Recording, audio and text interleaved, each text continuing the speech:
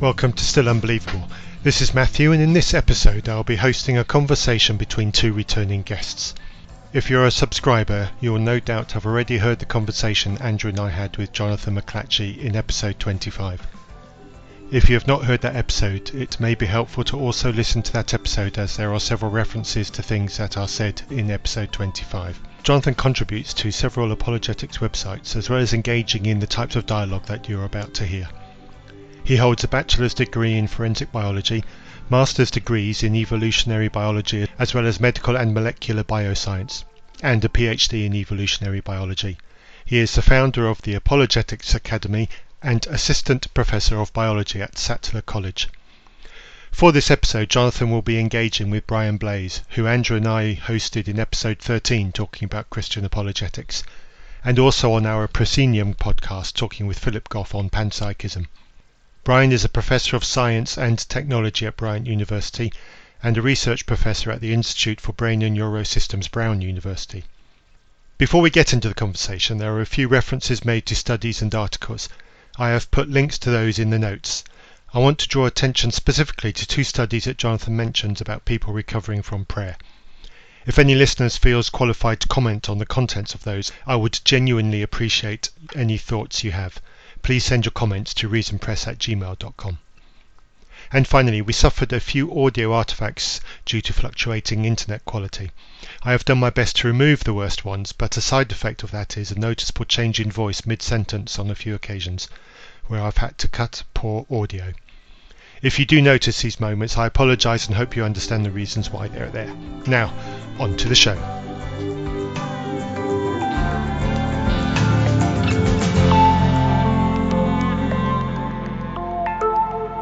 Welcome, Brian and Jonathan. Thank you so much for both agreeing to come back on again. Jonathan, you had a chat with us only a few weeks ago, actually, a couple of episodes ago for us, because we contacted you regarding your conversation on the Unbelievable podcast, and you had a conversation with Andrew and myself talking about the reasons for accepting the resurrection as an historical event. And Brian, we've had you on before. We had a fabulous conversation with you with Philip Goff. His book is right here next to me, talking about that, and that was a fun conversation. Philip enjoyed it, and I think you two have continued some conversations on Twitter again soon. And then Andrew forced my hand somewhat by name dropping you in the conversation that we had with Jonathan couple of weeks ago, and you were very keen to come back on, and you had some questions that you wanted to put forward after listening to the conversation that we had with Jonathan. So I'll let you start off by giving your thoughts and a couple of questions to Jonathan, and we'll see where the conversation goes from that. And if all goes well, listeners, you won't hear me again until the end, but we'll see if I do need to step in. You're both fabulous gentlemen, so I don't think there'll need to be any timeouts called, but over to you, Brian, give it a go. All right, thank you very much, Matthew. It's nice meeting you, Jonathan. I mean, I've seen you on YouTube and that sort of thing, but this is our first time. I mean, again, somewhat virtually, but still very nice to meet you. Likewise. So I was name dropped in that episode as someone who's kind of been on this, and I think it's because we have similar interests. I mean, the interest in kind of probability theory, interest in claims, religious claims specifically, and so on. And so there was a fair number of topics that were kind of overlapped our interest. So I did want to start off by perhaps suggesting some things that we might already agree on, and because they're both coming from thinking about things probabilistically. And one thing you had said in the previous episode was that any non-zero prior can, with the right amount of evidence, give you kind of confidence that particular claim is true. And I think we'd both be in agreement to that. Is that exactly correct? Yeah. And that's kind of as the same kind of thing. Probabilities of 0 and probabilities of 1 are just the logical impossibility or certainty of a particular claim. And so I think we're coming at probability, kind of the interpretation of it, the same way. Is that correct? Yeah, exactly. Yeah. So a prior probability of 0 would mean something like a married bachelor or a square circle, something that's logically impossible. And a prior probability of 1 would mean that the laws of logic or mathematical truths like 2 + 2 = 4 and things of that nature. And then everything else is in between. It's extreme somewhat. Right. So I like to think of it, as others as, probability is kind of the generalization of logic to those cases where you have some uncertainty and in those limits. And then I've also, this is a little bit more philosophical, but perhaps we'd agree with this statement about how, essentially Bayes' rule, Bayes' theorem, it gives us kind of the structure for rational thinking, or rather from updating beliefs. And would you agree with that? Yeah, I would. Okay, well, so that's actually a pretty good starting point, because then what it does is it kind of opens up all kind of claims to this kind of probabilistic perspective. And the way, at least I like to think of it, is that even if you're not doing mathematics, so some people perhaps want to attach numbers to certain events, like in history, attach probabilistic numbers. But even if you don't do the mathematics, I find that Bayes' theorem and probability theory provides a good structure for how we should think about things rationally. Where can we go wrong? What kind of cognitive biases we might have? How can we avoid those, and so on? Would that be? Exactly. I view Bayes' theorem as a way of modeling one's reasoning through problems. So you can determine, okay, so if you plug these particular values in, what is the level of confidence that's warranted by the evidence? And then it allows you to make the assumptions of your analysis explicit, so that someone else can say, well, I disagree with the numbers that you've input to your equations, and therefore my confidence is going to be different from yours. Right. Actually, I'd even go a little bit further than that and say that it's not just provides the kind of explicit numbers that one can criticize, but which terms you would include and how they would relate. And so I think, again, it's providing the structure for your argument and making everything explicit. I think that's actually a major benefit to thinking in this way, is it kind of forces out all your assumptions. Right. Yeah, and I prefer using this sort of inductive approach to a more deductive approach to, a lot of physics, especially those that adhere to the class. So I think that I prefer to use a more inductive approach to a deductive approach. A deductive approach is where you set out your premises and then the conclusion necessarily follows given a rule of inference. Right. And if the premises are true, then the conclusion cannot be false. It has to be true mathematically. Right. And I prefer a more inductive approach because, of course, the conclusion is only ever as sure as your premises. So if your two premises are each have a probability, for instance, of 0.6, well, then your conclusion is going to have a probability of 0.36. So I prefer to model the argument inductively and probabilistically so as to make the uncertainty of the premises explicit. Right. And I would say, all of science is inductive. I like to tell my students that that the word proof doesn't exist in science. You only have evidence and you have probabilities, because you never are 100% certain of anything, and one can everything really should be probabilistic. So that's good. I'm not a big fan of deductive arguments in these cases either. So given that, it can go in a number of different directions. I had a few questions specifically about things you said in the previous episode, and maybe we can start there and then just take it wherever you or I we want to go. A lot of the discussion, because it was about the resurrection, came down to talking about miracles. And you brought up Keener's book of miracle claims, and said that it somehow undermines the naturalistic perspective that miracles can't happen or haven't happened. And I didn't really understand that. And this is kind of part of a broader discussion of kind of miracles in general, but that was something that I wasn't sure what you meant by that. Sure. So did I get that quote right? And then yeah. So the reason I brought up Keener's 2-volume set on miracles was in relation to David Hume's argument that the uniform human experience precludes miracles. In fact, let me just read the back of the book on miracles. He says, this is what he writes. He says, most modern prejudice against biblical miracle reports depends on David Hume's argument that uniform human experience precludes miracles. Yet current research shows that human experience is far from uniform. In fact, hundreds of millions of people today claim to have experienced miracles. New Testament scholar Craig Keener argues that it is time to rethink Hume's argument in light of the contemporary evidence available to us. And so essentially it is only an objection to the claim of David Hume that uniform human experience precludes miracles, and so you could never infer a miracle claim to be probable because it lies outside the realm of human experience. And the only point that I wish to draw from that is that human experience in that regard is not uniform. There are many people that do claim to have witnessed miracles, and so it's very hard to say that it lies outside the realm of human experience. And David Hume's argument, I think, is circular in the sense that he has to assume that all of these hundreds of miracle claims and miracle reports are false, which is the very point that he's trying to establish with his argument. And so it runs in a circle. Okay, so I've always read Hume, and I think one of the problems that I think Hume has is that he predates a mature theory of probability. I mean, so many of the things that he says is just an inch close to kind of a probabilistic description of things. So most of what Hume said about miracles seemed to be in the kind of contrasting testimony versus an actual miracle. And he would say things about how it would have to be less probable for the person to be, incorrect than the probability for the miracle itself. So in that case, you could think of Hume's statement that miracles are outside of human experience or uniform human experience as you could think of it as a claim, right? So essentially in his day, there were many miracle claims, and it can be easily shown that it was far more likely that people were mistaken in some way than the miracle itself.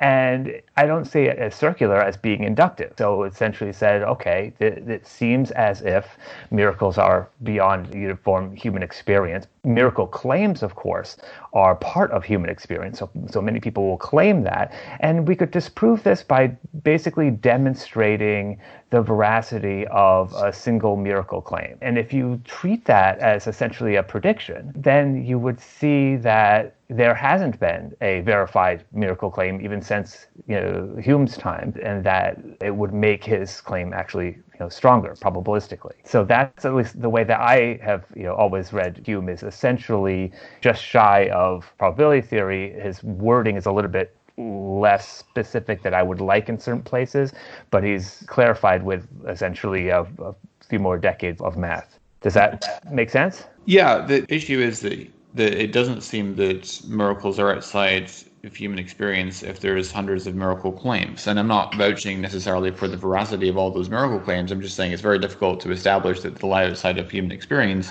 if there are all these miracle claims from around the world. Well, actually, I think there are two different things, right? So you, in fact, have to make the stance that at least one of them is true to hold the idea that it is not outside of uniform human experience, if we're reading it that way. Essentially, Hume is saying, and or perhaps we can bring it more modern, like I'm saying, like miracles don't seem to happen, but we have lots of miracle claims. And so given that, it seems that it's far more likely that people are mistaken. And so I don't see that as a direct conflict. I see it more as almost like a prediction. And it would be totally disproven if someone were to be able to demonstrate the veracity of even a single miracle claim, which, as far as I can tell, hasn't happened. So when you say that miracles don't seem to happen, what's your basis for saying that? I have never seen anyone convinced of a miracle in any kind of controlled setting. I mean, essentially, I've heard many people say things like, prayer works, and then you do prayer studies and it doesn't, the effect seems to disappear. I've heard of many people who have said faith healings work, and then when you try to investigate it, you either find that the data is completely unavailable, in which case it's just inscrutable, or can show that a mundane explanation is far more likely. And this happens in every case that I've ever investigated, and it's happened, as far as I can tell, in every case that I have seen anyone honestly investigate it as well. And so and this actually somewhat brings, because we can cast a slightly wider net here, because it brings in another question, because at this point I would often try to rely on other analogies, because you're convinced perhaps that miracles happen, but if you cast a wider net in terms of claims of rare events, I think we can find some common ground in terms of the way we approach things. When I brought up some of these analogies, they don't seem to stick with theists very much, and I'm kind of curious why that is. So for example, the same type of argument can be made for alien abductions or UFOs as alien spacecraft sightings, and things like the healings of other people like Satya Sai Baba and the miracle claims around there, which was mentioned in the previous episode. But specifically things like aliens and UFOs, like the same structure seems to apply. Rare extreme events, many different people claiming it, globally over time, similar lack of evidence. You probably don't find that analogy compelling. No. Okay. But let's go to the question of whether there are any peer-reviewed papers in the research literature on miracles. So, for instance, are you familiar with the recent paper published in April 2019 in the journal Complementary Therapies in Medicine? And I can send you the paper later if you want, but the title is Case Report of Gastroparesis Healing, 16 Years of a Chronic Syndrome Resolved After Proximal Intercessory Prayer. Essentially, the case is about a 23-year-old white male who experienced intermittent cramping and projectile vomiting at 1 week of age. And he was diagnosed with gastroparesis, which is a chronic lifelong condition that known to significantly impact the quality and length of life. And there was the maximal medical treatment was given to this individual, but it failed to be effective. And for the next 16 years, his symptoms remained severe, and he was dependent on a feeding tube. Mm-hmm. And then in November 2011, he experienced what the journal article calls proximal intercessory prayer, or PIP, from an evangelist who reported his own story of having his life spared when his intestines were severed in a car accident. And halfway through the prayer, the boy describes experiencing a shock throughout his body, and mm-hmm. after the prayer, the boy ate a meal without any complications. And according to the paper, this kind of sudden, lasting recovery from gastroparesis is unique in the scholarly literature. Mm-hmm. So that's an example of a peer-reviewed study on the efficacy of a prayer, is it not? It could be. Again, I'm familiar with that particular study. One of the problems is it's a kind of a one-off in that way, which of course makes it a little harder to investigate. I've heard of other similar ones that when you look at the details, they don't quite line up in the way that the initial report would state. I'm definitely very curious in looking at this, because this is the sort of thing that when people make a claim and there's some evidence for it, then there's the chance for trying to track it down. And just a quick Google search of this seems to, most of the sites, for I think obvious reasons, are religious sites that seem to be citing it. So it is going to take a little bit of digging to sort that one out. But there are other prayer studies that are a little bit more systematic across, with, controlled cases, because, a single case, that can happen for many different reasons. One is just, medical conditions tend to have these, peculiar random effects, basically remissions and things like that. And there may be unique events in those cases. The other thing that can happen is a response, to the attention given. And that, again, requires some kind of a controlled or blinding sorts of experiments, which is why, like in science, we aren't generally convinced by these kind of one-off sorts of things. But if we're talking about kind of the alien abduction cases, we have eyewitnesses that we can interview. There have been cases where they brought forward materials. There are claims about UFOs that leave marks on the grounds and trees and things like that. Again, similar sorts of claims, different context. Doesn't seem to convince you, though. Is that correct? Okay. You said that it was a one-off incident. I'll give you another one. This is another study from the journal Explorer, a case report. The title is Case Report of Instantaneous Resolution of Juvenile Macular Degeneration Blindness After Proximal Intercessory Prayer. And the highlights given in the article are, a young woman presented with sudden bilateral vision loss and atrophy in each fovea. She was diagnosed with juvenile macular degeneration and was blind for 12 years. After brief proximal intercessory prayer experience, she regained her eyesight, and her eyesight has remained 20/40 for over 40 years since the PIP event. So there's another example. So at what point do you say these aren't isolated studies? I'd want to look at the specific cases, because I've seen similar miracle claims with similar sorts of reports that when we actually look at what happened, the case is a little more murky. The timing of the intervention is not what was implied, or the person was recovering anyway during this time and now they're just reporting it. There's a million ways that any particular study can go wrong. And that's not true just in this case. This is pretty much true in any field. My first instinct when I read, nearly any science paper is I look at it, I'm like, okay, I'm not going to believe it until I can see, how the evidence plays out. And there are cases where I've been incorrect about that, but it's been demonstrated with the evidence. So one example I was just going to read just quickly the patient perspective that's supplied in the paper. This is what the patient wrote concerning the experience. She said, what people need to understand is I was blind. Totally blind and attended the school for the blind. I read Braille and walked with a white cane. Never had I seen my husband or daughter's face. I was blind when my husband prayed for me. Then, just like that, in a moment after years of darkness, I could see perfectly. It was miraculous. My daughter's picture was on the dresser. I could see what my little girl and husband looked like. I could see the floor, the steps. Within seconds, my life had drastically changed. I could see. So it's a great story. But again, I mean, do you think, for example, that these sorts of stories only occurring in certain religious contexts, either Christian contexts, or do you think they also apply to people who pray who are Muslims or Hindus? Do you think that these sorts of stories occur when someone is just, given some kind of treatment that has nothing to do with religion? These things may happen without any kind of attention. Do you think you could find a story like that in another context? And my guess is yes, if you look. And I mean, I haven't looked in these particular cases, but I've certainly heard about healings in other religions. I've also heard about people who have kind of miraculous recoveries from crazy illnesses that they never thought they would be cured of with no obvious, cause. And because of that, this is the kind of, again, the scientific approach is to say, look, these things can happen, under other circumstances.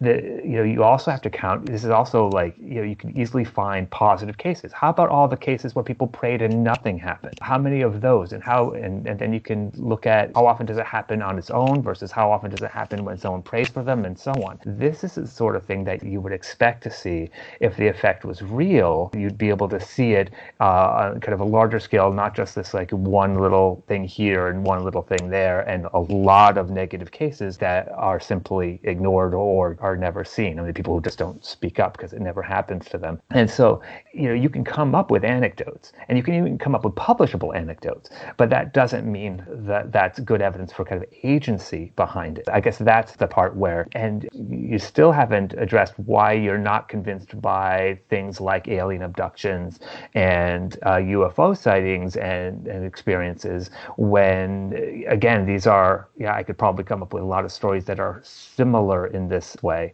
but I don't think that you would be convinced. Was that correct? Right. In regards to people that pray and their prayers are not answered, I would refer to this as epistemic asymmetry.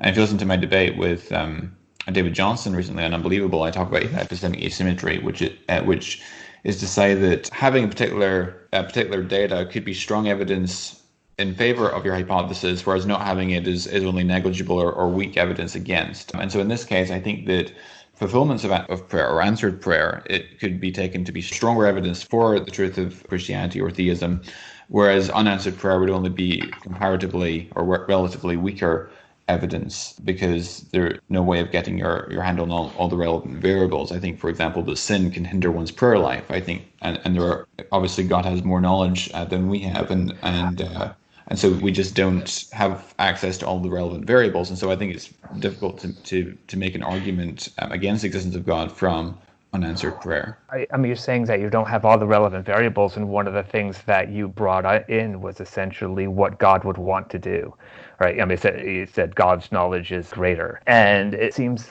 like that could work in the other direction as well, right? I mean, you don't have all the relevant variables. So again, you haven't established that these sorts of events are tied specifically to religious sorts of interventions. You haven't shown that the rate at which they happen is somehow greater than would happen just essentially randomly because we don't understand all the biology. And so it seems as if God's inscrutable, it's on both sides. And one can't just say, well, I'm just going to count the hits and ignore the misses. And because if it says in Scripture, and you know Scripture way better than I do, it's certainly implied that if you ask, you shall receive, and certainly people expect prayer to work at least more than not praying, and so that effect should be measurable, and yet it doesn't seem to be. If stories here and there, that's a problem. And again, I would reiterate the analogy with alien abductions, because we have people who've had life-altering events happen to them that they claim are aliens who came into their house and took them away for a while and brought them back. And I don't see much difference, honestly, in terms of the structure.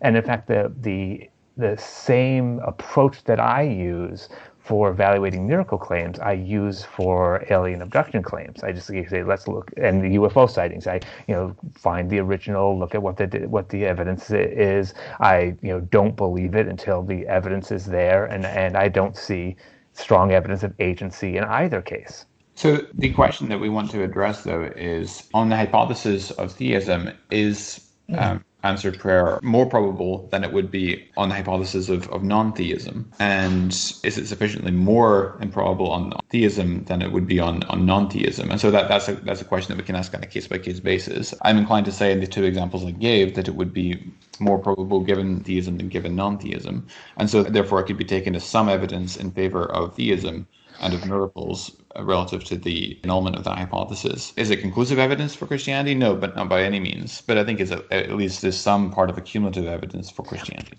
Actually, I would disagree that it even established that it's greater, and for several reasons. Sean Carroll, in his debate with William Lane Craig, talks about how theism is not well defined, and he makes a point of that, showing how you can kind of fit almost anything with it.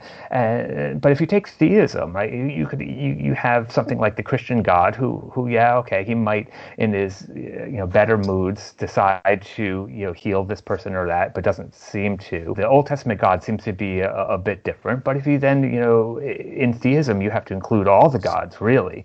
And so if you have something like Loki, right, Loki is the god of chaos, and Loki would probably actively work against prayer in some way, or, make it just random enough. And so, in fact, I would say that you couldn't even tell the direction of the probability of prayer working on theism unless you're going to really narrow it down to a particular type of theism. And even there, if you're saying that God's motivations are inscrutable, he has more knowledge than you, I'm not even certain whether you could even say that the probability of prayer is even greater under theism. In some ways, it might work against you. I mean, there are some prayer studies that actually show that if the person knows that they're being prayed for, that they actually have a negative medical effect rather than a positive one. So I don't see it even as necessarily contributing even to a cumulative case. Okay, interesting. So, I mean, if we could define, we could go more specific and talk about the hypothesis of Christian theism relative to the falsehood of Christian theism. And I think in that case, we could say that even if the probability is less than 50% that God would answer a prayer, even if we make that assumption, let's say that it's 30% or whatever, for the sake of argument, I think you could still argue that the probability of that is higher on theism than it would be on the falsehood of that.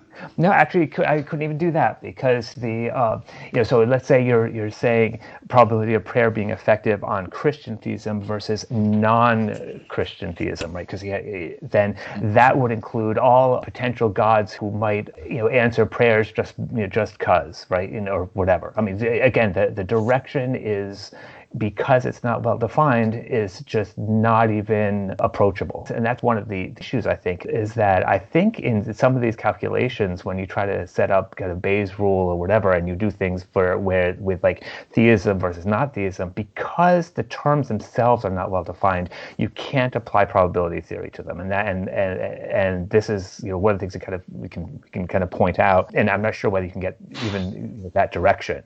But if the prayer is directed to the God of the Bible, then the God of the Bible is the relevant deity, right? Maybe not. I mean, again, if I throw something like Loki in there, right? Is the god of chaos. I could totally imagine, or even the Stephen Fry's evil god hypothesis, right? You could think of them going against, deliberately messing with the Christians, essentially. Although one could argue that the prior probability of, say, Loki existing is astronomically small relative to that of the Christian God. Why? Well, there's no background evidence that even suggests that Loki exists. Is there any background evidence for the other? I mean, I don't see any real difference there. Well, I would argue that there's overwhelming evidence for Christianity being true. Okay. So now you've had to broaden the scope of things in order to argue for these particular events. So this is. And so we'll get, actually, that might be an interesting direction to get to in a second. But I do want to point out almost a strategic point which happens. And actually, let me back up for a second. A similar point was reached in the last episode, and you brought up the idea of worldviews. And I think this might be a good time to raise that word because I don't completely understand what it was, but it was specifically at the point where they're talking about handling of evidence for mundane claims versus miracle claims. And since you just brought up the kind of idea of overwhelming evidence for God, obviously that's going to impact your belief in miracles. And I think that's where the context came in. But I was wondering what you think, what a worldview difference would be and what that really means to you. Yeah, I mean, the reason I brought that up is it was assumed in the previous episode that the prior probability of the resurrection is astronomically small because there's no independent reason to think that God exists. And obviously, I think that there is overwhelming reason from the natural sciences to think that God exists. And therefore, my adjudication of the prior probability of a resurrection, let's say, is going to be higher than it would be if an atheist was not convinced of that independently. I see. Yeah. Okay. So what you're talking about, but okay. So how the thing is, the worldview seems to be indicative of essentially a probabilistic argument you've made, kind of coming into the room about God when you're talking about the resurrection. So you're saying how it raises a prior probability of the resurrection, but it's really, if you think of it, as part of the data, right? So you could think of it as the posterior probability for the resurrection is what one is really interested in, and that should include all the data, including things about evidence for God and so on. We might want to, one of the things about writing out the probability math might be to explicitly make all those steps there rather than assuming any particular one. So is that what you're kind of referring to, is essentially the idea of worldview is essentially a label given to different accepted background knowledge in a probability? Yeah, I think so. So there were entire volumes written on evidences for the existence of God, as you know. Sure. And so when writing an article on specifically the resurrection, one doesn't have time to write 500 pages arguing for God before one moves on to the resurrection, because that's been done elsewhere. Sure. I got this sense, and maybe this is, I've heard it used before, and I wasn't sure whether you're using it in this way, where there seemed to be a difference in terms of what sorts of explanations would convince one of a miracle. And the point was being made that the kind of mundane agreements to history in the Gospels was enough to verify the kind of mundane other events in the Gospels that we might not be able to check, but wasn't enough to verify a miracle. And then I think you would label that as kind of a worldview difference because you felt that it was good evidence for a miracle. Am I getting that correct? Well, it's an inductive argument on the basis of the numerous points of confirmation of the Gospel accounts and the Book of Acts. We can therefore trust those claims in the Gospels and Acts that we cannot directly cross-check because the documents prove themselves to be substantially trustworthy. Right, but even, I think they contest it substantially, and I would as well. But even in that case, you would only be able to verify things of a comparable prior probability. So if we want to phrase it that way, it wasn't phrased quite that way in the episode, but I think that was what they're getting at. It was that the mundane sorts of agreements might make us more confident in some of the other kind of mundane events that happened, even though we might not have good historical, verification of those particular things. But that it would never be able to take something like walking on water, healing the sick, raising from the dead, that kind of stuff, would never be able to make those likely simply because the prior probabilities for those are much lower. And I think what you're saying is that you're coming in with some kind of background knowledge that you feel that the prior probability for the resurrection in this current calculation is much higher than other people. Do I have that right? Yeah, that would be correct. I would think that the prior probability is higher than many atheists would assert because the background information concerning the existence of God, and I still think you can make a case for the theohistorical context of the life of Jesus of Nazareth, as I did in the previous episode as well, right. Which I think can be used to raise the prior probability. And also, when it comes to the Gospels and demonstrating that there are numerous points of historical corroboration, both internal to the Gospels themselves and also from external secular sources as well, I think that it shows that the Gospel accounts, and indeed the Book of Acts, are close up to the fact. They're either written by people who were eyewitnesses or people who were closely associated with eyewitnesses, and they are grounded in eyewitness testimony. And so therefore we have reason to trust that, okay, so they're close up to the facts and they're habitually truthful, and they are reporting what they believe they saw happen. Right, but even if I grant you all that, which I wouldn't, because there's enough things that seem like contradictions, like the two nativity stories, for example, and yeah, one might be able to jump through some hoops to line those up, but they seem certainly on the face of it to be not exactly overlapping. And there's other examples like that, and the contortions one has to go through to try to figure out that the gospel writers are somehow claiming to be eyewitnesses. But even if I grant you all of that, we have cases again in the kind of alien abduction cases, Barney and Betty Hill, and there's others. That's one of the first ones where these people, there are eyewitnesses. They were interviewed by eyewitnesses. I'm not sure if they're still alive right now. I think at least one of them has died of Barney and Betty Hill, but there's obviously others and we're not convinced by them, right? And so these are people who are supposedly eyewitnesses to things, or Roswell, any of those things.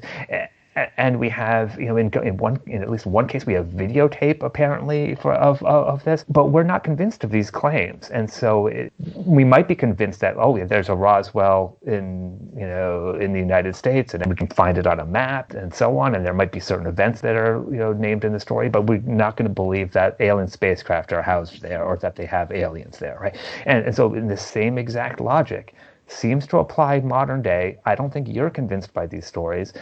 But I don't see how that's any different.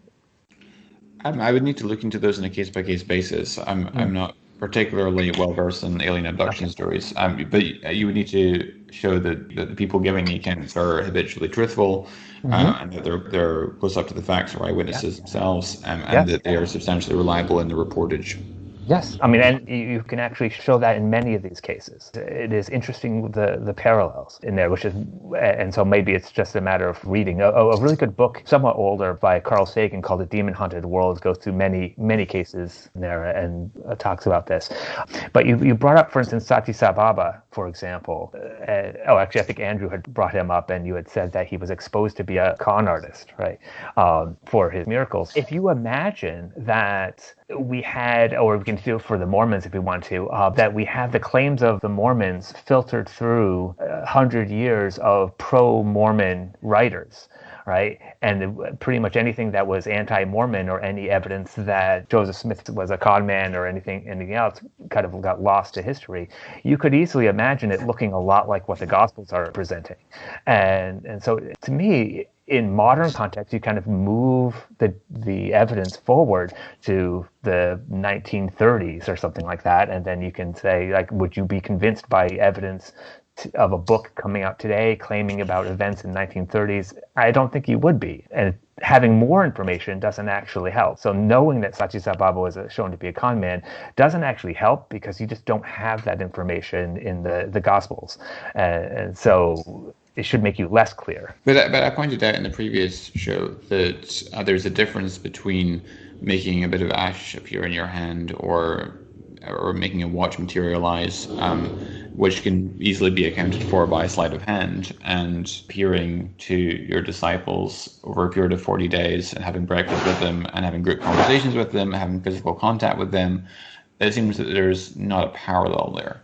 Okay, so, and here I think you're trusting again the stories, where I don't think we have. We actually have good evidence that the stories have been exaggerated over time, even in the time period of the Gospels. Paul never mentions any kind of extended visits. In fact, as far as I can tell, Paul never mentions Jesus ever walking on the earth. Oh, yes, he does. You're not getting that from Carrier, I hope, right? Well, we could read in a lot of things. It was actually something else I had read. I can't remember somewhere back where the offhand comment how Paul never mentions disciples; he only mentions apostles. And I was like, oh, that's an interesting distinction. And then I went back and reread Paul and to see that. I was like, wow, that's pretty interesting. And I'm not saying that I'm a mythicist, but it's at least it's one of those things where he doesn't mention things like the empty tomb. He doesn't mention guards. He doesn't mention any of the the stories that the post-resurrection stories.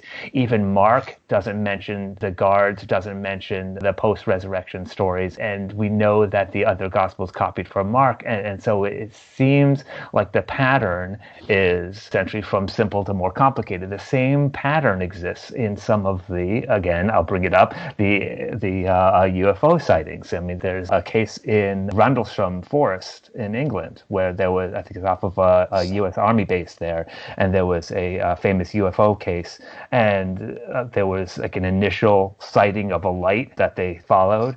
And then later on, it seems to have gotten embellished to an alien spacecraft, and there was, evidence of scarring on trees and other things like that. And then there was a journal that was recovered. So there was this kind of legendary development that happened in a very short time. And, I'm not saying that's exactly what happened with the Gospels, but there's enough of a question that I'm not going to take any story in the Gospels as necessarily being truthful. It's so, even if they get some of the facts of places and people right, it's so easy for a story to creep in because it's a good story. The woman who was going to be stoned for adultery is a great example of that, where it doesn't seem to exist in any of the early manuscripts and seems to have been added later. I mean, it's a fantastic story, and so you can see that already. So I don't necessarily. So when you say that Jesus appeared over 40 days and had multisensory experiences, with the apostles, where kind of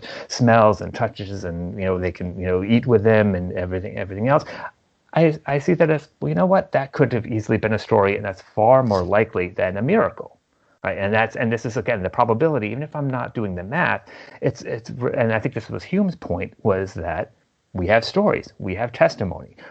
Testimony being wrong is much more likely than a miracle, and it should be that straightforward. And it seems to be that straightforward when you bring it forward to modern day. Any modern day example seems to have that same structure.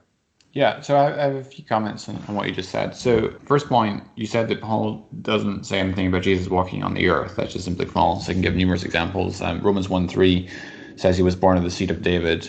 Galatians 4:4 says he was born of a woman born under the law. Right. 1 Timothy 6:13 says that he stood before Pontius Pilate. Okay, well, Timothy is a questionable document anyway, right? I mean, it's not one of. I mean, it's not. I mean, again, I'm not a biblical scholar. If we go by the consensus, I think that Timothy is not in the list of the canonical Pauline letters. And I would disagree with that. Sure, and you would know a lot more. But even those, I've heard those other two examples. They're not particularly convincing. I mean, it's like someone who is born of a woman, and so it's not exactly a revelation here for the most part, but show he would walked upon the earth, which was what you were actually in a sense it doesn't. Honestly, what I mean is that, like, is there anything that talks about him having a ministry with followers? For example, is there anything that talks about? I mean, even actually. So in 1 Corinthians 15 verse 5, it mentions that it mentions the 12. Sure, to say that they were followers of him, which is consistent with that. I mean, it is. I mean, and furthermore, I mean, you've got the Book of Acts, which clearly alludes to the 12 and being apostles, and Luke was a traveling companion of Paul, and so if it seems very surprising that Paul's own traveling companion believed in 12 disciples, and Paul himself mentions the 12. It'd be very strange if they had different understandings of what the 12 actually were. Right. Well, I mean, I think, I don't know Acts quite as well as I know the Gospels and some of the letters, but from what I've read, there are disagreements between the story of Paul's conversion in Acts and the ones that Paul himself gives. So I would disagree with that. Give me an example. And again, I would have to find the actual quotes. I'm not as well versed or have the memory for such things quite as much. But the point is that we still are left with stories and testimony, and that's never enough to verify something miraculous. We've never, even something like, I think I asked a question about what would it take in text from, say, greater than 500 years ago, so just rather than modern text, what would it take to convince you of the efficacy of some medical claim, like some medical treatment or whatever? Would you be able to confidently believe that a particular medical claim is true based only on historical writings? And I don't think that would. I'm not sure that there would be anything that would ever convince myself, just because the type of data you have in history doesn't lend itself well to that. I mean, you can think of what would convince us now, and things like controlled studies and so on. We don't take anecdotes because we know that those can be false. We have, placebo effects to deal with, and so on and so on. We simply don't have that sort of structure in history. It should limit our ability to understand certain types of claims, and I would include miracle claims in that category, because we wouldn't be able to control for bias, any other type of mistake that could happen, that could creep in. Well, the point is, though, that we have 4 contending hypotheses, which I think are mutually exhaustive in regards to the resurrection. As I mentioned last time I was on the show, which are that the apostles didn't in fact claim he rose again. It's later myth, or that they deliberately lied about it, or they were honest mistaken about it, or Jesus really did rise from the dead. And I think all explanations of the resurrection evidence fall into one of those categories. It could be more than one. I mean, for exactly. example, could it be that Peter lied and convinced everyone else, or Peter and Paul lied and convinced everyone, or maybe Peter and Paul were the only ones who had any kind of experience. They were mistaken, but they convinced everyone else. Very much like, you were convinced by the people who taught you, right? You probably don't claim to have had a first-hand experience of the risen Jesus walking around in your house. Is that? You're right. You've never. Yeah. Right, and so you've had to accept the word of others and evidence from others as well, and so you could imagine maybe it's one or two or whatever. That's possible. So I don't think those categories necessarily are quite as sharp as you might think.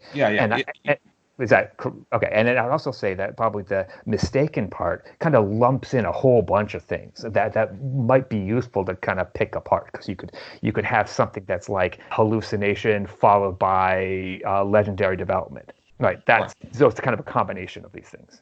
Yeah, you're right that the explanation for the relevant evidence could be one of those hypotheses or a combination thereof. No, we're on the same page there. But the other thing is the resurrection, saying the resurrection happened, right? You're saying the resurrection happened exactly as stated. It's possible that you could have had some kind of alien technology resurrected this guy, but he didn't have the perfect body as stated in the kind of theological text, but that was later added essentially as kind of their interpretation of this fantastic event. I mean, there's other kind of even there may be other complexities or nuances even in that group. Although I would suggest that the prior probability of the alien technology hypothesis is much lower. But why is that? Well, what motivation would they have for raising Jesus of Nazareth from the dead? Well, it's hard to know what the motivation God has, right? You've actually said that already, and we could. No, but I think we can establish that God plausibly has motivation for raising Jesus from the dead, from the argument from predictive prophecy, especially concerning the Messiah, the theohistorical context, which I talked about last time, etc. Yeah, I'm not sure whether. I mean, again, I don't think everything is quite as crystal clear on there, and certainly people didn't really know what his kind of motivations might be. And just because I don't know the motivations of the aliens, at least I know that aliens can exist, potentially, and that technology can exist, and we have some technology that might come somewhat close to what this is, although obviously not near enough. So at least I have a mechanism that is, at least somewhat plausible. We have no such mechanism in the case of, God doing it. So there, I think one could seriously argue about the prior probabilities, given that situation. Why does God have to have a physical mechanism? Okay. So now we have he doesn't. Of course he could, right? I mean, maybe. So the next question is there any evidence that the term supernatural even has any content? So I think you had said that no one is claiming that Jesus rose from the dead from natural means, that is some supernatural means. And I'm not sure what that term really means, honestly, whether it really has any content beyond just saying magic did it. And so, I don't know. I mean, it's not really a mechanism. It's just a kind of maybe a label for I don't know. I mean, if we have independent reason to think that God exists, which we don't have in the case of aliens, extraterrestrial life, and we also have independent evidence for Jesus being the culmination and climax of the Hebrew Bible, and also the theohistorical context, Jesus' death coinciding with the Feast of Passover, etc. And the other instances of messianic convergence I mentioned last time, which I actually sent you one of my article where I discussed that as well. Right. And that seems to me to raise the proper probability. We don't have any independent evidence for the existence of aliens, or certainly not technologically advanced aliens. And it's also very far-fetched that they would even be able to make contact with the Earth, given the vastness of the universe. I grant you that, for sure. And the fact that aliens would have a tough time getting here from an energy point of view is certainly problematic. But we do have many people claiming that aliens are here, and much like you have many people claiming that God is acting. So, we could probably consider that to be independent evidence that they're actually here on the kind of the same level. I am not at all convinced by any of the messianic prophecies or any of that, especially the part about Passover, simply because the writers of the Gospels already knew the stories, and it was just very easy for them to include. There's good story reasons for having it be on Passover, and to me that is far more likely than this compounding of miracles that seems to have to line up in order to give you evidence to have the resurrection. Just because it is a compelling story, and I think that perhaps is one of the reasons for its success is that very reason that it is kind of a compelling story in that way. Now, I've been talking for about an hour here. And I probably should let you ask me questions if you want to, and take the dialogue a little bit if that's okay. I don't want to be the one kind of dominating everything in the conversation. Can I just jump in before that happens? Sure, Matt. Please. Listening to you talking, Brian, I'm sure listeners come up with this thought. There seems to be a bit of a sense of and forgive me if this comes across unkind, so I'm going to state it as blunt as I possibly can. There seems to be a sense of anything that comes under the category of personal testimony is almost automatically rejected. Is that a fair assessment of kind of where you're coming from? And if I'm being overly broad, correct me where I am. So I would say that, and I think you brought this up in the last one about it depends on the claim, right? It depends on the prior. So I'm okay taking someone's testimony about what car they own or what pets they've had. I'll even take testimony of even extreme events as long as it's backed up by a reasonable amount of evidence. I mean, that's why we have things like peer review and so on. So, but the more rare the event, the less I'm going to take someone's word for it. And I think most people think that way also. It's like if you go and buy a used car, if someone, if the salesman is making a lot of extraordinary claims, you're probably not going to believe them as much as relatively mundane claims. And you're just not going to simply take their word for it. And I think a lot of the processes in science have been established specifically because we recognize that testimony itself is unreliable, and there's a whole host of cognitive biases that we all have, and that's why you do blind studies, that's why you have peer review, that's why skepticism exists, is because we recognize these failures in all of us, and it's easiest to fool. I think Richard Feynman said that the easiest person to fool is yourself, and so you want to take steps to kind of avoid that. Does that answer your question, Matthew?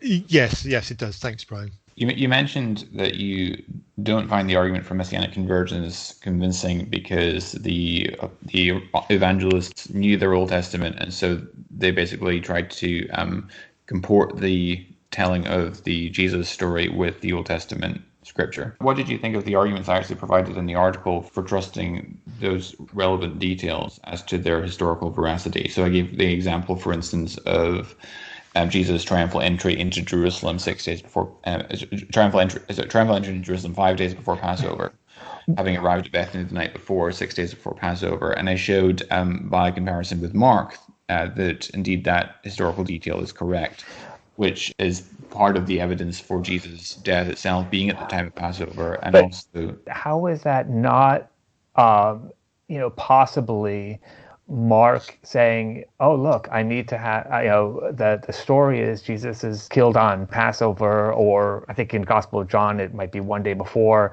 So there's some disagreement about the time exactly, but it kind of makes sense that he would come in around that time, right? So to me, it seems like that's a story, and that's part of the story. It's kind of like I think it's Robert Price who brings up the idea, like questioning the Emerald City and say, well, if the Emerald City didn't exist, where does the Yellow Brick Road go to, right? It's like, well, it's all part of the story, so that's why it's just not particularly convincing to me. Yeah, I don't grant there's a contradiction between the Synoptics and John. In fact, that's what I call a reconcilable variation, which actually points to independence, and I think that they're quite readily harmonizable. But on the point of Jesus' triumphal entry happening 5 days before Passover, I actually supplied a historical argument for trusting that particular detail, and that is, if you look at John 12, verse 1 and 2, it says 6 days before the Passover, Jesus therefore went to Bethany where Lazarus was, whom Jesus had raised from the dead.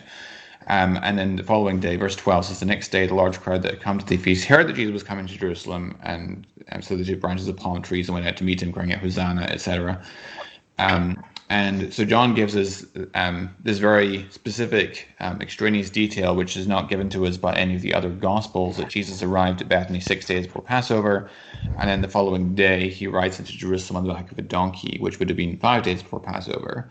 When you go over to Mark's Gospel, chapter 11, it says in verse 1, now when they drew near to Jerusalem, to Bethphage and Bethany at the Mount of Olives, Jesus sent two of his disciples and said to them, go into the village in front of you, and immediately as you enter, you'll find a colt tied to which no one has ever sat, untied, and bring it. And so Mark seems to telescope the narrative in contrast to John. He doesn't mention that actually Jesus arrived the night before, and in the morning he sends the disciples to get the colt.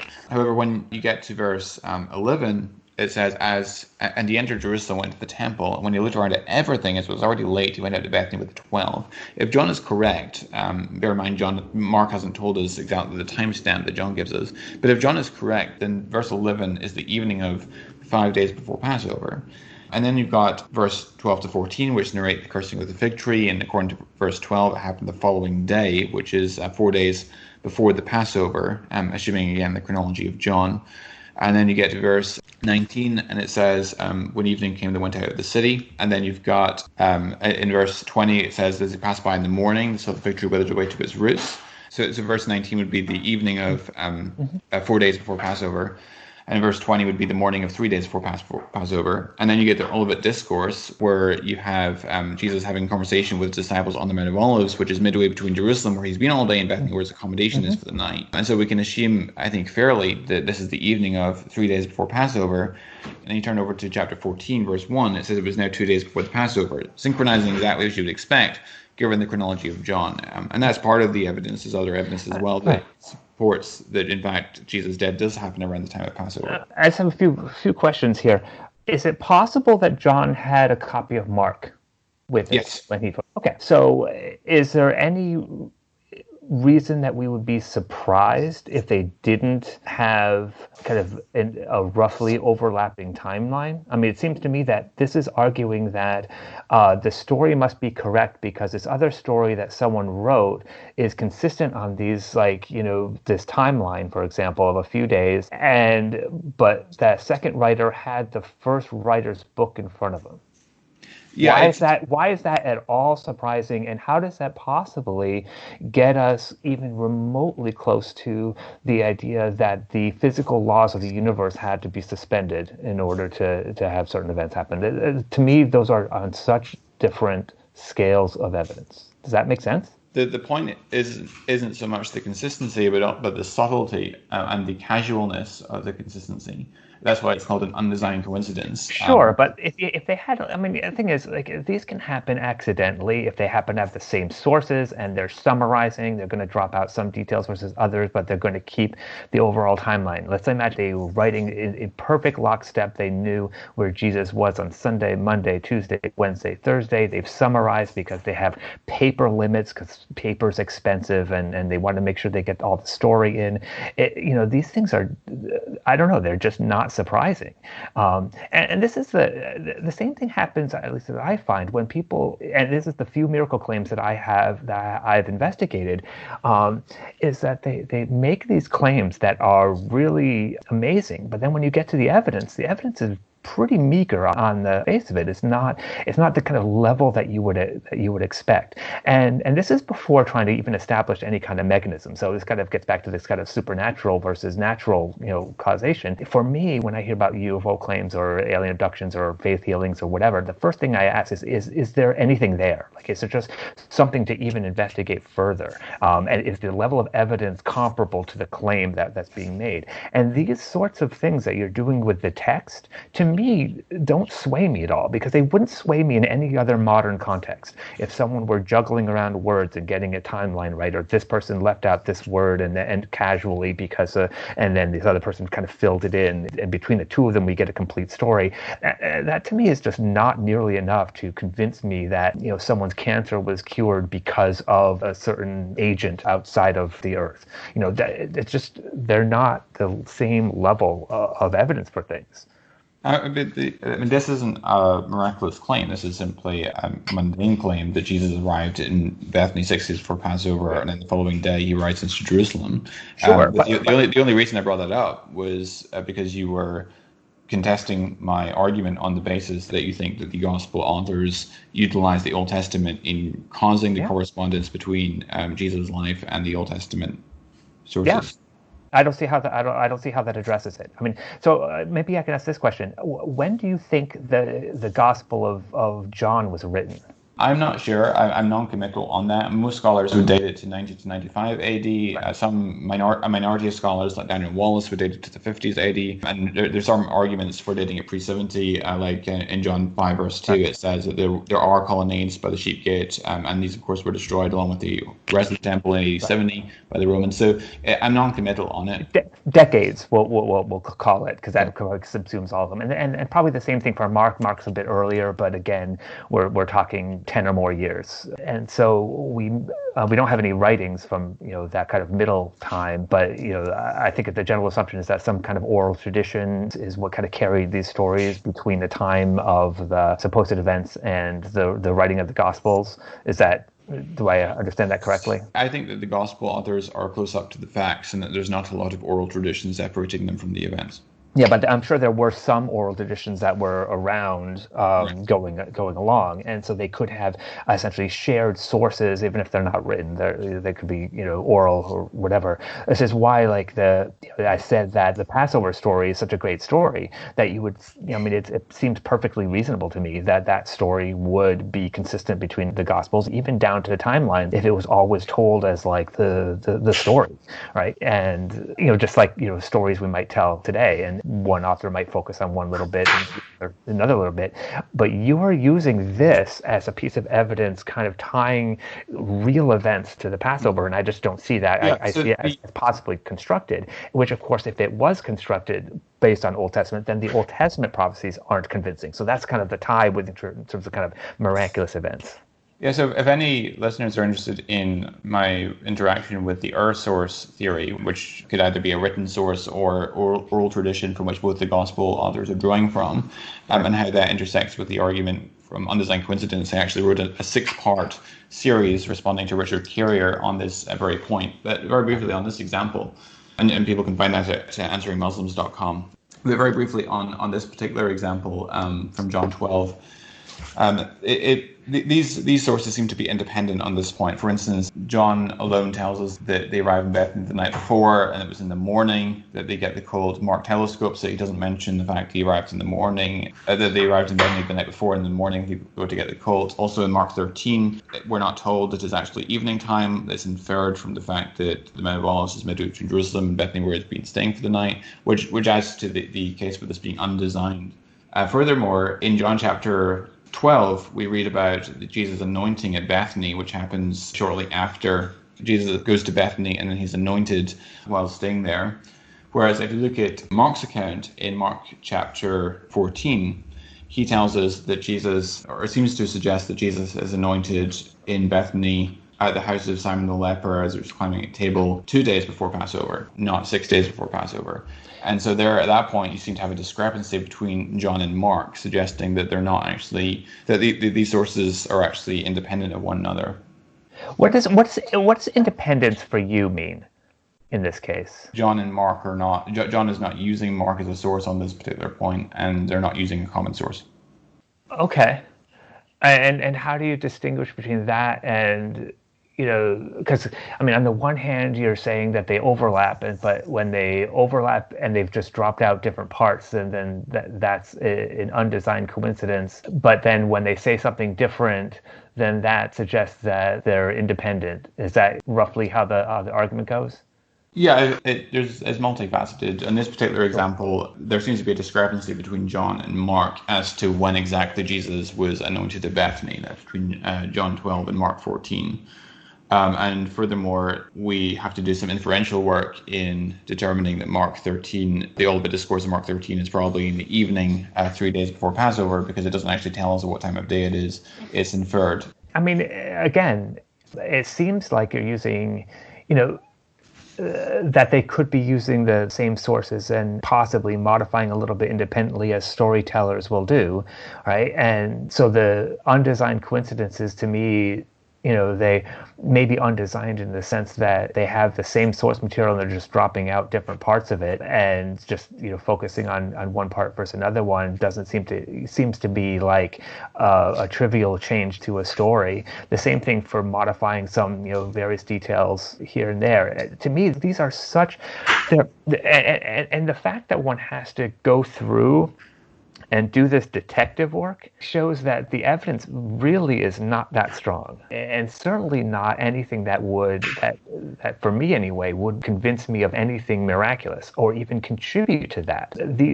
Every single one of these things seems to me like maybe it's unlikely, but far more likely than a miracle, but being the product of storytelling. And that to me is far more compelling, because we at least know that that's possible and that happens, and we have other examples of it. And so it's unlike the miraculous. So it seems, again, we're dealing with things with pretty moderate, prior probabilities, trying to raise the probability of miraculous events, prophecy, or these sorts of things. Just not particularly convincing. And it surprises me sometimes that people are convinced by the stories, right? And whenever I've heard you speak, and even in this episode, you'll confidently say about the visitations of Jesus and multisensory and things like that, as if like you're just buying the entire story. And there's nothing in the modern case that I could point to that I would have that attitude for. And I'm not sure whether there's anything that you would have that attitude for either.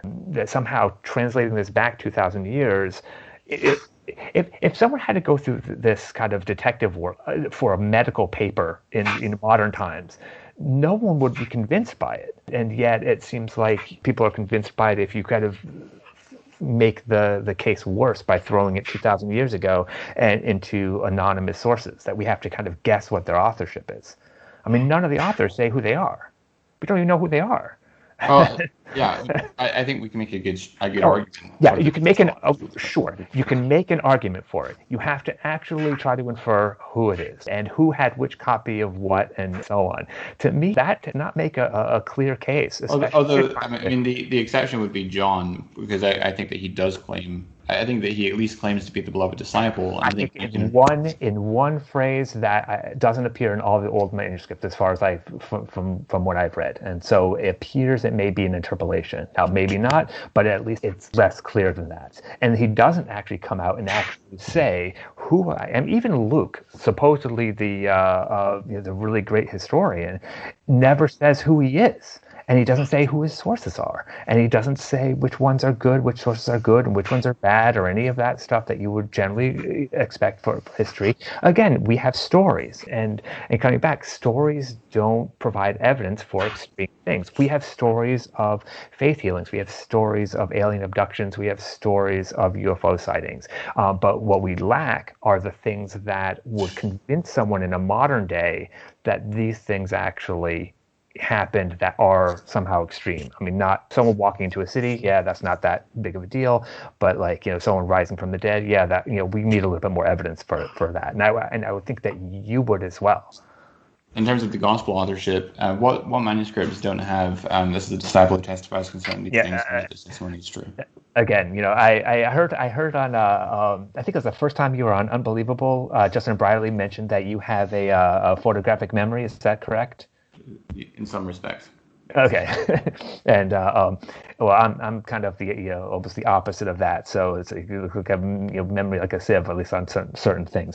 So so I don't know the exact manuscript. It doesn't have it. I just recall reading. I think it might have been brought up in a debate with Robert Price, possibly. It might have been in another context where he talked about interpolations. I know he talks a lot about interpolations. I'm just looking through textual commentaries as we speak, and I can't find any mention of that. Any of the ones I can always look that up, but again, it certainly is not explicit, and it's only in that one verse, as far as I know, and there does seem to be some debate even amongst Christians as who the beloved disciple is. So to me, I take that to be at least the key. Although it's someone who was an eyewitness, and John also claims to have been an eyewitness in 1 John chapter 1. Wait, right? John claims to be an eyewitness in 1 John chapter 1. He says, "That which was from the beginning, which we have heard, which we have seen with our eyes, which we looked upon and have touched with our hands concerning the word of life. The life was made manifest, and we have seen it and testified to it and proclaimed to you the eternal life, which was made manifest to us." I'm not sure. Yeah, I'll have to look at. I'll have to look at that one. While you're doing that, Brian, can I just ask a clarification on the when we were talking about the dates for the Gospels, which was it the range of 50 to 90 AD? Are these dates talked about when they were estimated to be originally written, or are those the dates of the earliest copies that we have, and they were possibly created from content that existed before that? I mean, I'm sure Jonathan can speak better on that, but I'm quite certain our oldest manuscripts are after 100 AD. So it's not the manuscripts themselves; it's what's been kind of inferred. And I think one of the primary ways they're trying to infer it is references to the destruction of the temple in Jerusalem in 70 AD. So then a lot of that is like, are you to the early part of that or afterward? And I think that's the primary, although there's other possible ways of dating it. Is that correct, Jonathan? Yeah, and the reason I don't find that argument especially convincing is because it assumes that Jesus couldn't have predicted the future. And since I think that Jesus could predict the future, I don't find the argument that he predicts the fall of Jerusalem to be especially convincing an argument for putting it post 70. I think the Book of Acts is probably written around in the early 60s AD. And that would therefore place Luke earlier than that, since Acts is the sequel to the Gospel of Luke. And then most scholars think Luke was the last of the synoptic Gospels, which would place him a bit earlier still. And also Luke is quoted in 1 Timothy 5:18 as scripture, for the scripture says, "Do not muzzle the ox which treading at the grain," from Deuteronomy, and "the worker deserves his wages," quoting from the Gospel of Luke. And if 1 Timothy was written in the early 60s AD, as I think it was, then that would place Luke before 1 Timothy by far enough to be considered scripture at the time of Paul's writing to Timothy. So is this the approximate time of the actual writing, or just the earliest copies that we have access to? The actual writing. The actual writing, okay. And would this be by the person named, or is this transcribed from somebody who knew them? We don't know who the copies were, but the earliest surviving fragments that we have would be, there's a fragment from the Gospel of John called P52, which is a small credit card sized fragment from around 130, although the error bars are quite wide for dating manuscripts. And most of the manuscripts that we have in fragmentary papyri manuscripts are later. And I think Jonathan, I think your dates tend to be quite a bit earlier than the consensus. Not that I always go with the consensus, but just to kind of draw that distinction. I think the Gospel of Mark is typically placed in the late 60s. Matthew about 10, 15 years later, and then Luke around that same time, probably around 80 or 90. And then the Gospel of John kind of late, like 90 to 110 or something. And then I think Acts is also believed to be around the 80 to 90 AD. And there's obviously disputes about the dates, primarily because the texts themselves don't actually state when they were written or by whom. And all of this is inferred, and perhaps you can make good arguments for it, but it certainly makes the case a lot less clear than it would be, say, for instance, in any kind of modern context. And for any of the events, the sorts of things that I was talking about, for which we're not convinced of miraculous or even extreme sorts of events. So to me, the story is murky enough that there's not really much hope in getting probabilities high enough to overcome the prior probability of overcoming the laws of physics in some way, no matter how you kind of read the text. I mean, at best, we have the text. And now you had said that there is good kind of extra biblical evidence for things like the existence of God and so on. And I think most of those, if I were to summarize that, would that include basically fine-tuning and design in the universe and things like biological information code and DNA and things like that? Yeah. Perhaps the origin of consciousness or origin of life sort of things. Yeah, exactly. Oh, okay. So one of the problems there is that, well, I mean, on the fine-tuning argument, I would defer to things like, people like Sean Carroll who know way more about it than I do. But it seems as if all of those cases are at the edges of our understanding and not something that you would expect if the agent that we're talking about is somehow pervasive in the entire universe and able to act on anything on the earth at any time. It seems like it's the sort of thing that if you go back 1,000 years, then the actions of God would include things that now we know are not, or at least are not necessary to be. You have like demon possessions and things like that, which we can now understand this in terms of epilepsy. We have various diseases. Now we understand germ theory, et cetera, right? So the kind of place where God keeps creeping back, and it somehow is telling that the primary evidence that's generally put forward now are all these things at somewhat of the fringes of our understanding and nothing a little bit more tangible. It has the same pattern as other extreme claims.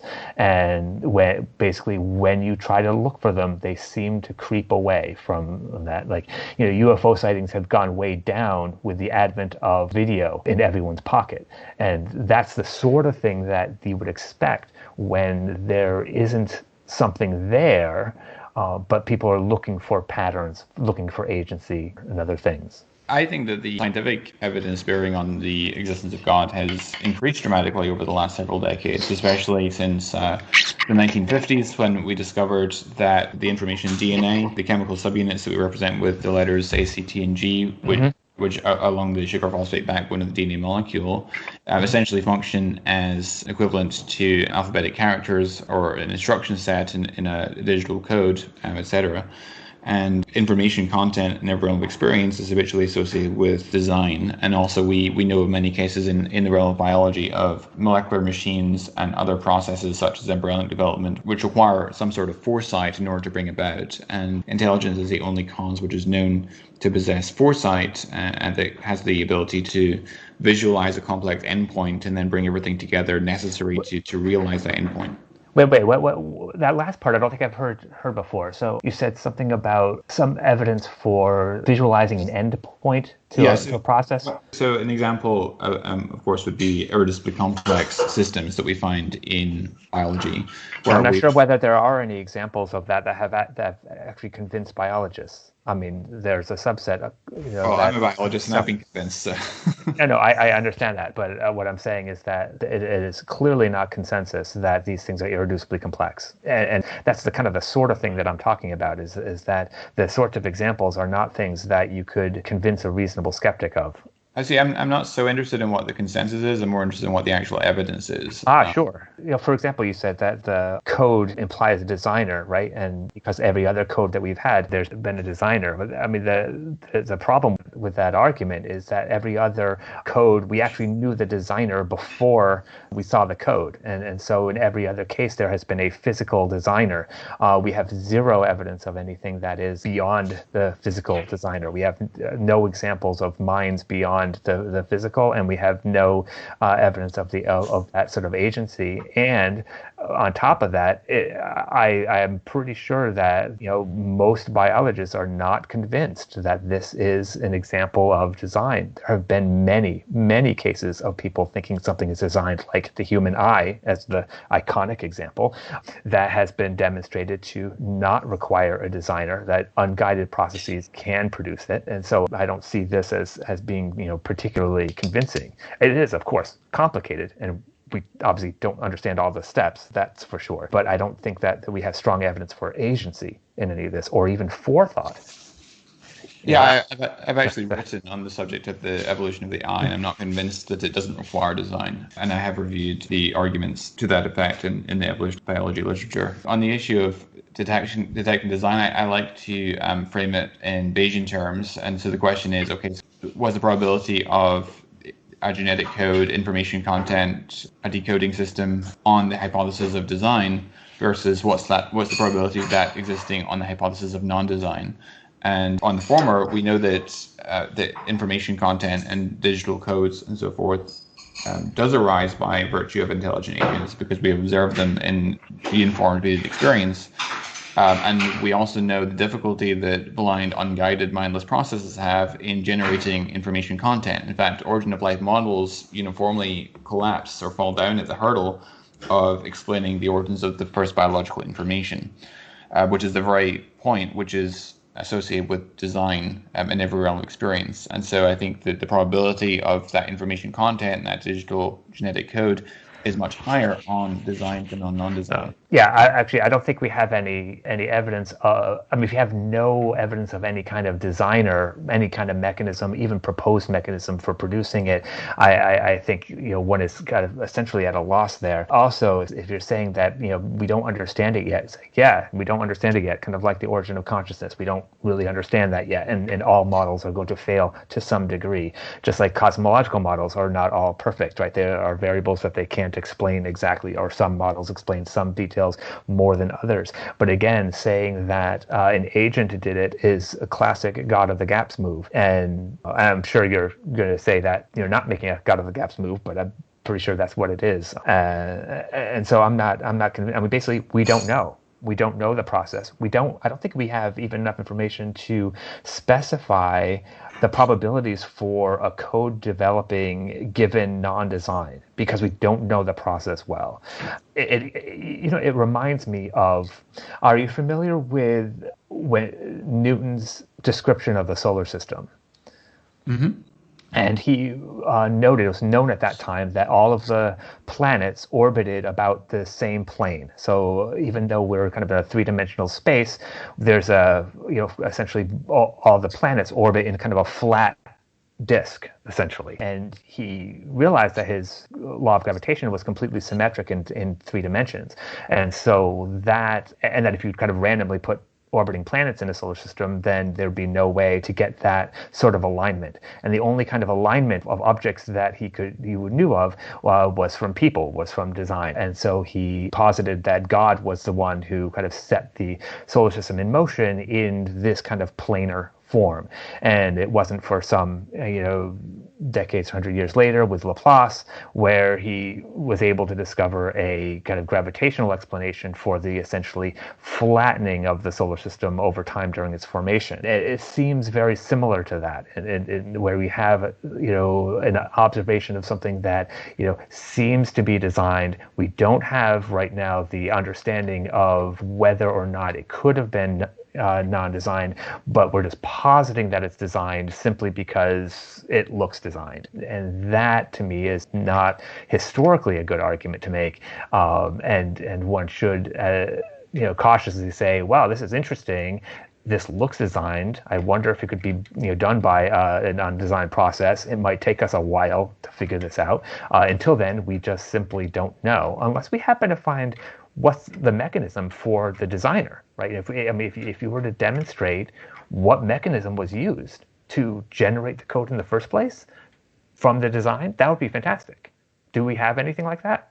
No, but it's not God of the gaps argument, whatever else might be wrong with the argument, because it's an argument from inference. it's based on the standard historical abductive method of inferring to the best explanation from multiple competing hypotheses. And when we find information content and we know of only one category of explanation, one type of cause that's known to explain and produce information content, and we find that very same phenomenon in the world of the cell, it's an abductive inference to design as the best explanation. How is that different than Newton's inference? Again, the same thing. It was the best explanation. The only thing that would align objects in a plane that should otherwise be in 3 dimensions, is design. Although one could argue that physical law itself, such as gravity, is a product of design, using a different set of arguments. Yeah. No, that's not the point. The point was that he looked at something that they didn't completely understand. He understood part of it, and then inferred design because the only examples he'd ever seen were of alignment of objects that should have been essentially random was design. So the best explanation there was design. I mean, I would dispute the inference there, because there's 3 categories of explanation which can explain anything is explicable ultimately by 3 categories of explanation. One is design, one is chance, and one is necessity, or indeed the combination thereof. Evolution is thought to occur by chance coupled with necessity, which corresponds to law-like regularities. Natural selection, I would say, is a form of necessity. Sure.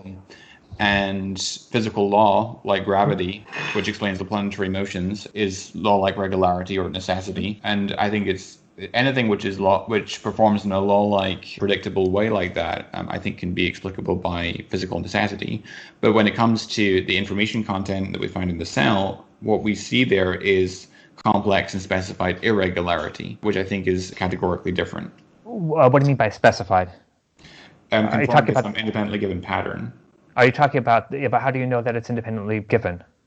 So when we read a paragraph of text, for example, we know that it has a semiotic dimension, meaning that it conveys meaning to people who are acquainted with the language.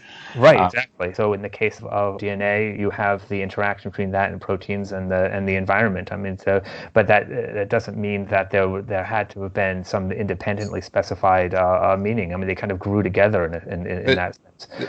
Are you talking about the kind of specified complexity that Dembski does? Yeah, exactly. and there are like mathematical holes in that. That are, I think there's a pretty straightforward refutation that's even posted on Wikipedia that you could probably find for that one. And I would like to hear it. I'm familiar with Jeffrey Shallot and Wesley Ellsbury. I've never found their objections to it convincing, but I'm interested to hear your take. Yeah, I think that's it's a couple of years ago that I read it, but that I'm pretty sure that the idea of specified complexity has not convinced mathematicians in any kind of significant sense. So there's an inconsistency here, though, because most of the arguments for common ancestry are based on arguments from specified complexity. In what sense? So, for instance, take the example of the necessary hierarchical distribution of endogenous retroviral sequences in primate genomes as evidence for common descent. Okay, so the distribution that we actually observe of these retroviral-like sequences in primate genomes is no more improbable than any other random distribution of retroviral sequences. But it conforms to some independently given pattern, namely it forms this nested hierarchical tree-like structure, like a family tree, and therefore we can infer common ancestry as the best explanation.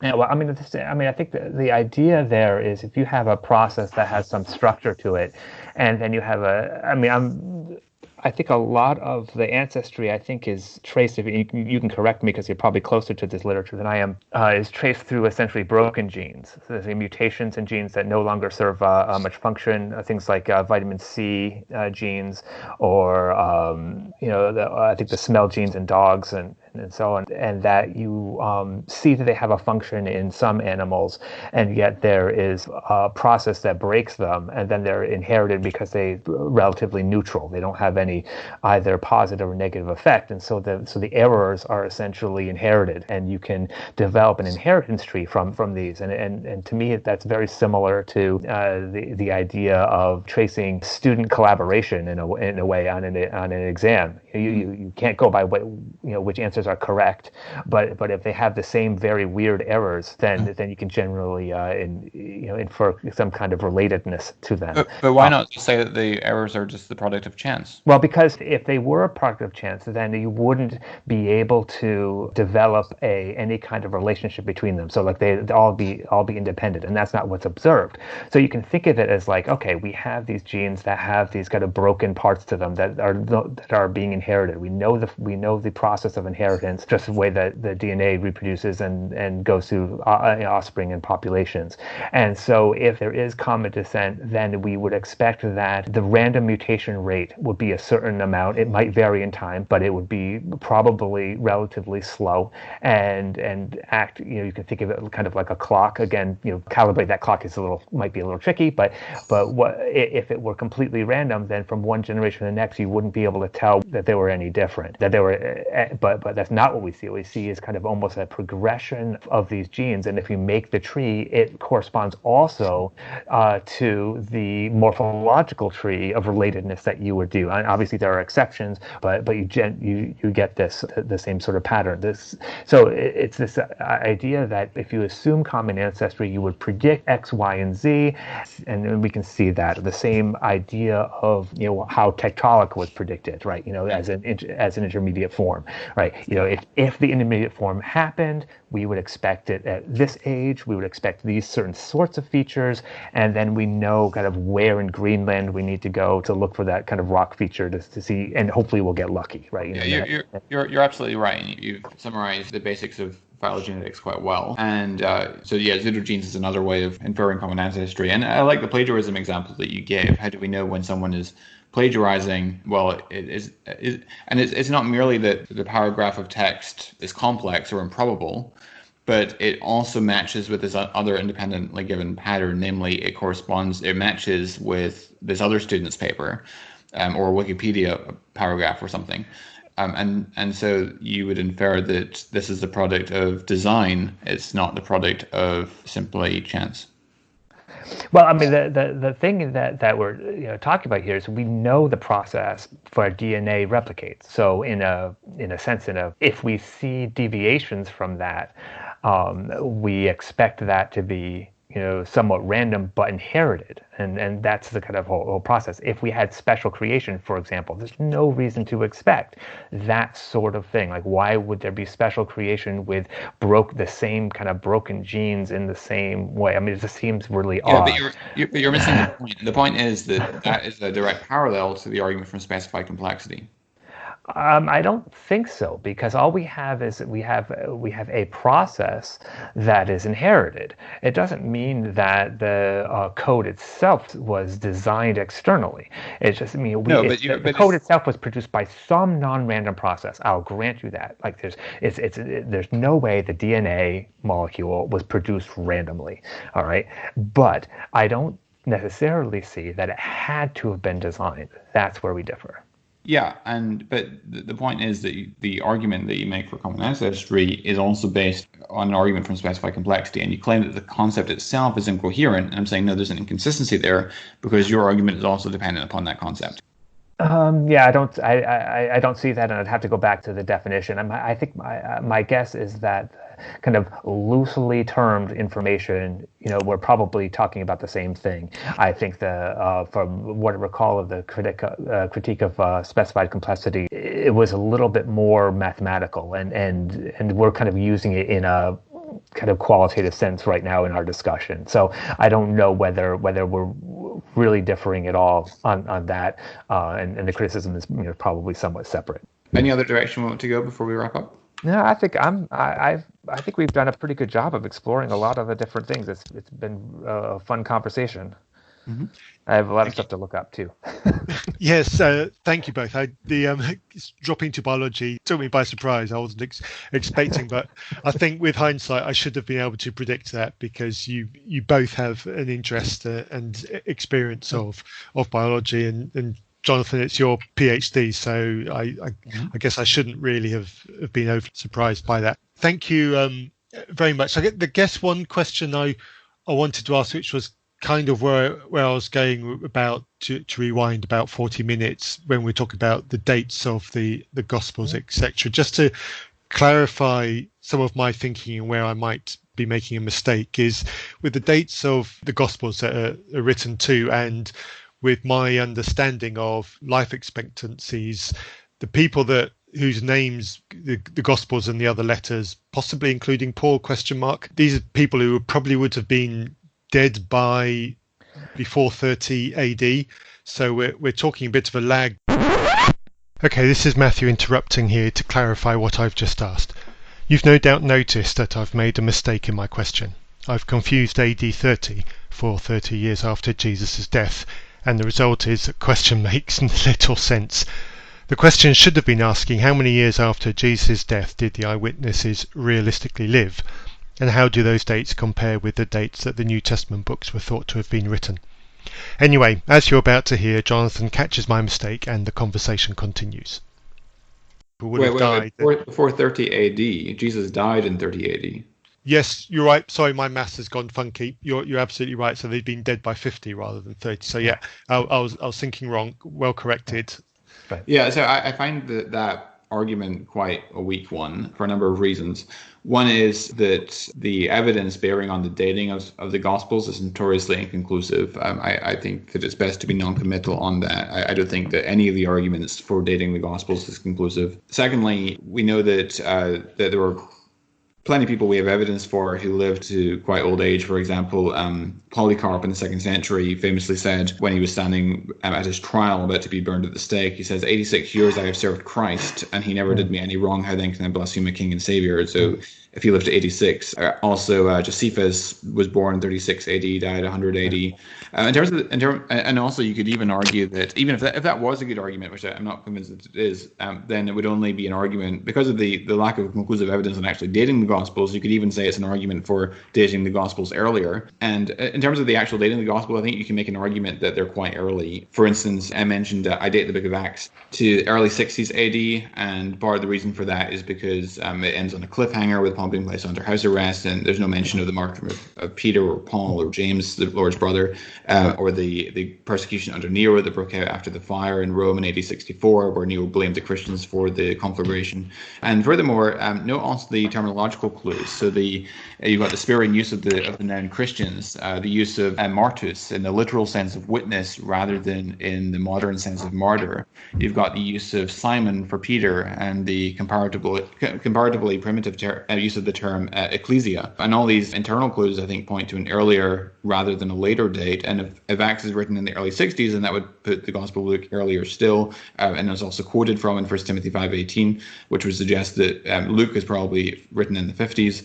And then that would put Matthew and Mark earlier still. As I've said, some scholars, a minority of scholars, even date the Gospel of John, in the case of Daniel Wallace, as early as 50. But you can certainly make an argument for it in the 50s. You can certainly make an argument for John being pre-70 on the basis of, for instance, in John 5:2, where it says, now there are colonnades by the sheep gate, using the present tense, and it seems unlikely we would use the present tense if it were after AD 70. Now, I don't think any of the arguments are conclusive, but it at least shows that you can mount an argument for the Gospels being dated quite early, and so I don't find that argument that you made very convincing. Yeah, I had a mathematics fail, which obviously worked against where I was going with that. So no, that's fine. Thanks for clarifying. I would also add that if it is inconclusive, and none of the Gospels actually state when they were written, that it does undermine one's confidence in there being eyewitness testimony for the reasons that Matthew brought up. So if John is literally, say, at 100 AD, it is not at all likely that any of the eyewitnesses were alive at that time, right? So if there's and that's basically where the kind of consensus of scholars, places it. But it clearly, if that's even on the map, then it's the sort of thing that should undermine one's confidence, at least. It doesn't make it impossible, but it should undermine the confidence that it's eyewitness testimony. No, because the Gospels, there's good reason to think the Gospels are based on eyewitness testimony, and so they have to have been written within the lifetime of the eyewitnesses. Beyond that, I think the evidence is inconclusive. I think the evidence is conclusive that they're based on eyewitness testimony. I don't think it's conclusive as to when exactly they were written, besides that they were almost certainly written within the 1st century. Yeah, I'm not entirely convinced that the evidence is as strong as you state. Okay. Thank you. I think I'll call time on that. Thank you so much for that. It genuinely was a pleasure for me to sit back and listen to that. with that said, thank you so much. I'll repeat, it was genuinely lovely to listen to a good, honest and amicable conversation like that. I'm sure I'll learn something when I go back and do the editing and pick up on some of the bits that you guys rushed past. So thank you once again. Have a lovely week, and you'll hear from me in due course. All right. Thank you very much, Matthew. Cheers, guys. All right, cheers. You have been listening to a podcast by Reason Press. To get in touch, email reasonpress@gmail.com or see our website reasonpress.net, where you'll also find our book Still Unbelievable. We welcome all feedback, and you might even end up on an episode. Our theme music was written for us by Holly. You can hear more of her music at soundcloud.com/hollybishop. You can support us by buying some of Holly's music and telling her we sent you.